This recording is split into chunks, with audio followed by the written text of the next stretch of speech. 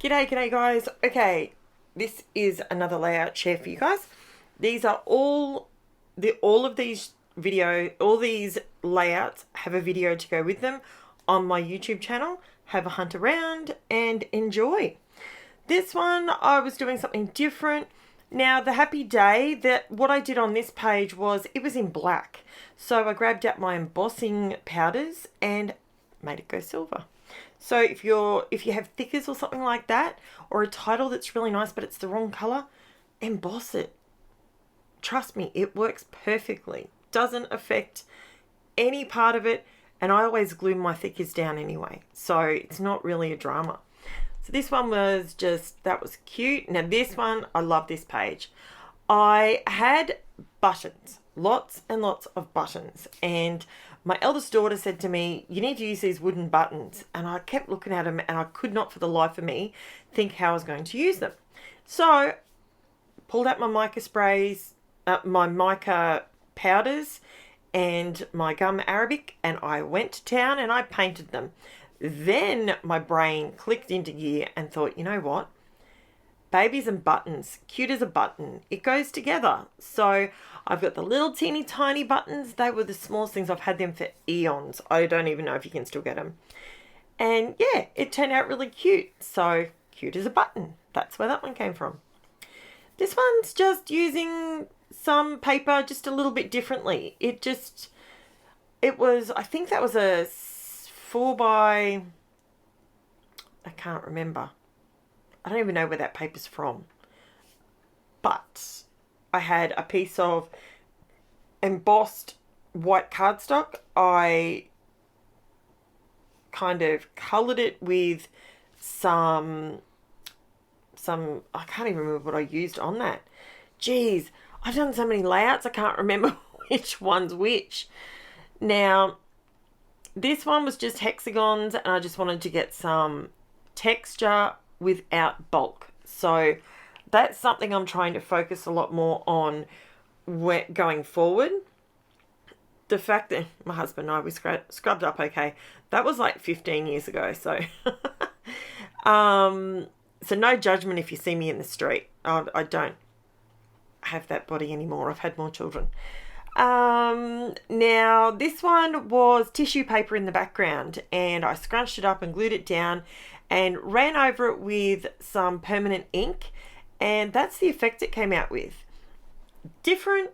Is it something that I would do again? Yes, but maybe use different colors, maybe color underneath it as well to give it a bit more depth. I think that would work really, really well. And the mica spray is the one that I make myself, and there is a YouTube video showing you how to make your own mica spray. Now that sticks and doesn't come off. Now this page I wasn't a super fan of, but these stickers I got from Kmart, and they're washi tape stickers. And would I buy them again? Heck no. Nope. I used those ones and I threw the rest in the bin. They were terrible. This one was I think it's a Vicky Bouton paper, I think, from memory, and the mixed media was already done on the back. I did some fussy cutting, and what I wanted to show you is these are the clear dots you can get from Uniquely Creative sells them, and they come in different sizes. Now when I put a dot of, I use art glitter glue, and see, when it dries, it literally, you cannot see it. So underneath these dots, it's perfect. And you end up with the most divine look, and you can't even see how they're attached to the page. It's so cute. So I highly recommend those, especially if you have lots of pool photos or rain photos. Perfect. Or dewdrops. This one's been on my wall for a while. I actually took this down off my wall. Super duper simple, and I just did a bit of sewing on the page. The color, I just put a bit of silver foil behind the photo and a cut file. It was so easy. And yeah, this is a recent one that I've done, and I don't know, I like it but I don't love it, hence I didn't waste much time on it. This one I do adore. Now, this is a very recent one as well. And I did the bubbles. The clear ones are actually tracing paper.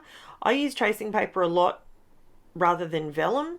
And it's a lot easier to cut and die cut and blah, blah, blah. So I really enjoy that one. That went really, really well. And I finally got to use the Summer Sun title. I went through a thing of buying these little tiny, like the little tiny stickers. I don't even scrap like that. I don't even know why I wasted my money on them. This one was just a technique I wanted to give a try, just to see. I had this thing in my head. I had to do like a crisscross border. And this is what I ended up doing. And I put it up on foam tape. And it's actually it is really nice. I think I really like doing fiddly things on a page, but it doesn't necessarily have to cost the earth. If you got white cardstock, some paint, some ink, some colouring pens, alcohol markers, go to town. It's so easy. Well, I show you how easy it is. These ones I used Distress Oxide. I did a little bit of stenciling in the background just to add the texture, but keeping it pretty flat.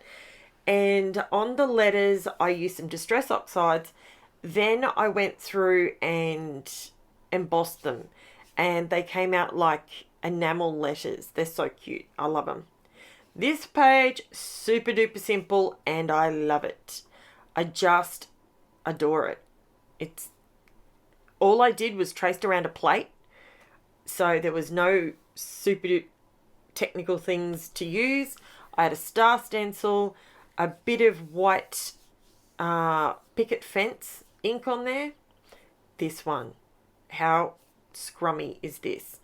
All the glitter, all the sequins, all the shine. I just love it. And it was a really, really simple. It was actually quite cathartic putting all these down. I really enjoyed just zoning out and just doing it and just getting them all on there. And it was, I love that page. This one I adore as well, because I think these are papers from the new Paige Evans collection, the Garden Shop papers. And it was just cutting on the diagonals. Because I was using a geometric patterns, it worked really well. I finally used these Heidi Swap stickers. Now, they're really flat, but they're glittery, and I just put a line of Distress Oxide along the bottom. You can still see the shine through it, but it just gives a little bit more depth to the letter, and it was really pretty. I love this page. Absolutely love this page. It was so easy to do. I kid you not, this page took me about half an hour. Maybe by the time I fiddled around and I was watching a show at the same time, I could have whipped this up in 15 minutes. Doing it again. Apologies for the binging and bonging in the background. Apparently it's Click Frenzy Day. And everyone needs to tell me. So see, it is just so simple. And that is the Uniquely Creative Tea Room or Tea Party paper collection. Another Aussie creation. Now this one is, what did I do on this one? Oh, this was the Heidi Swap Dreamy collection. And I just cut out some hexagons and I added flat texture. So it's texture, but it's not going to add too much bulk to your layout. That is something I'm really trying to work on for you guys, because I think we've sort of been getting a little bit out of hand with how thick our pages are getting. So I'm trying to pare it back a little bit, and then I show you a page like this, which is clearly thick.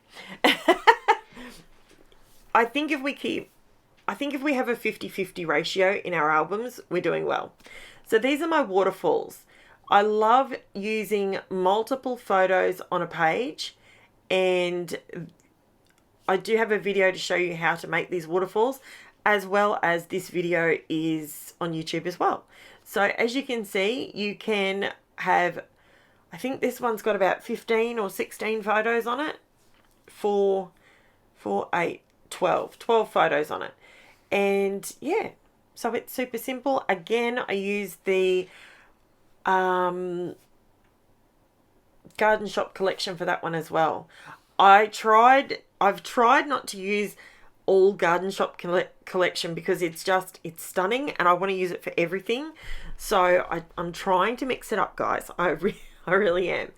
So this one I was showing you how to use a big photo and how it can still look just as effective, but you just have to decorate it slightly differently. So I put all my decoration into my border, and then I tied in the colors on the bottom. I actually put some glossy accents over some stickers, and it made them sort of look enamel and shiny. And I'm trying to get a good angle here to show you. I went around the inside border with glossy accent dots. Now that adds shine, but it doesn't add to the busyness of the page.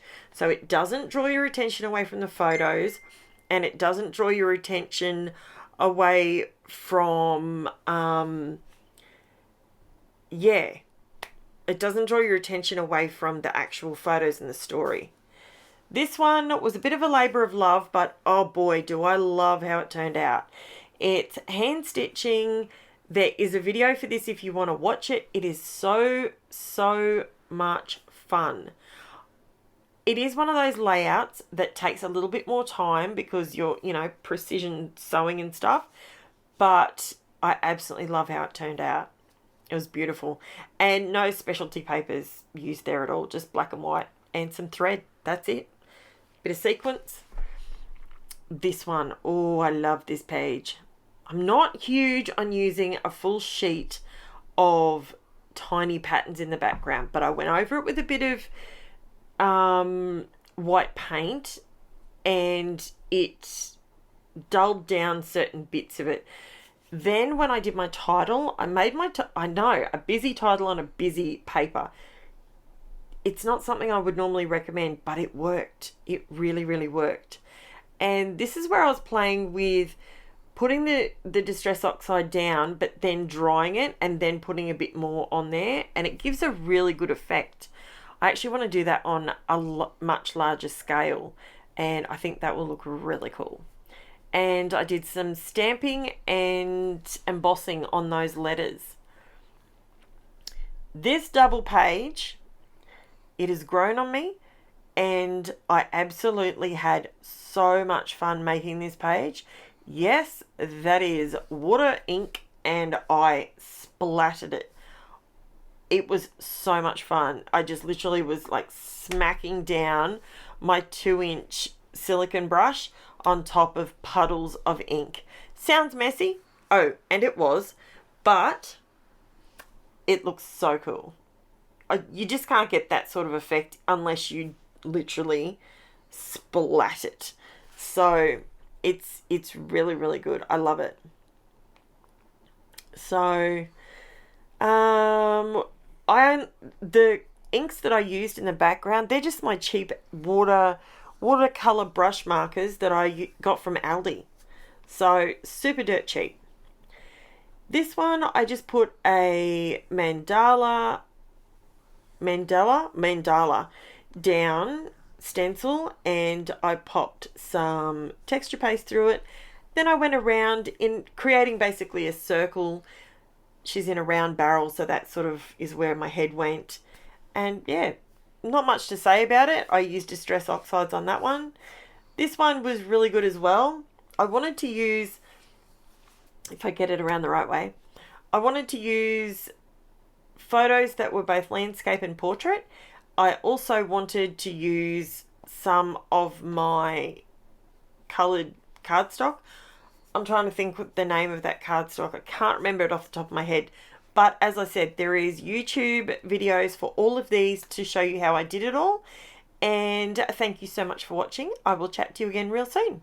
Thanks, guys. Bye for now.